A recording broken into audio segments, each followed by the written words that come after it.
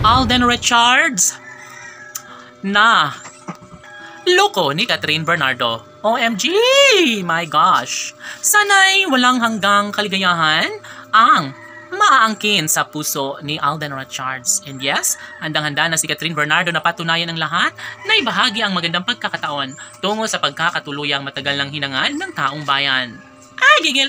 Of course, si Alden Richards ay talaga nga namang ibabahagi niya ang lahat sa kanyang pangarap na maisakatuparan, lalo na at hanggang ngayon ay isa lamang sa pinakapangarap at hinahangad ni Catherine. Yun ay ang magkaroon sila ng happy ending kasama ang nobyong si Alden Richards. Uy, gigil!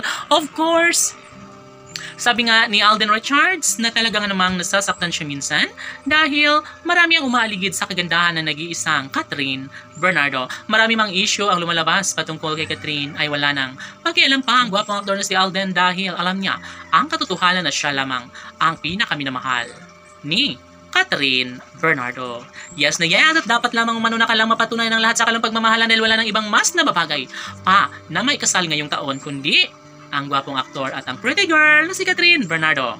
Yes, tanong ng mga netizens. May pagkakataon pa kaya na maibahagi sa taong bayan ang tamis sa pagmamahalan ng dalaga at binata? Sila nga kaya ni Alden Richards at Catherine Bernardo ang tunay na nakatadhana para sa isa't isa?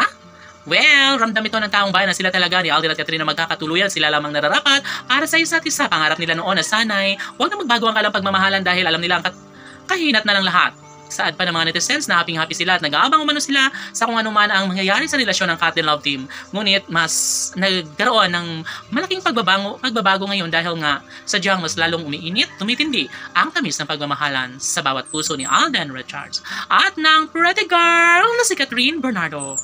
OMG, ito lamang isa sa pinakainabangan ng lahat kaya sana'y kalang patunayan dahil wala na umanumang mas na babagay pa na mangyayari ngayong taong kundi ang may kasal ang kanilang mga iniidolo na si Alden Richards at Catherine Bernardo.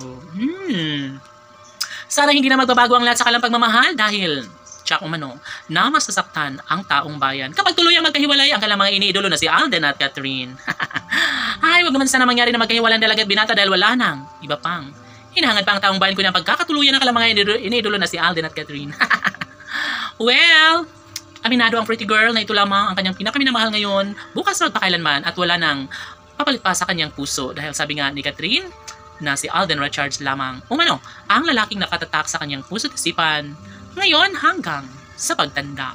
Kaya kung ano man ang mangyayari ay matatanggap at syempre gagawin ang lahat ni Catherine Bernardo upang magkaroon ng kasagutan ng lahat dahil ayaw na ayaw ni Catherine Bernardo na masaktan lamang ang puso ng kanyang pinakaminamahal na si Alden Richards.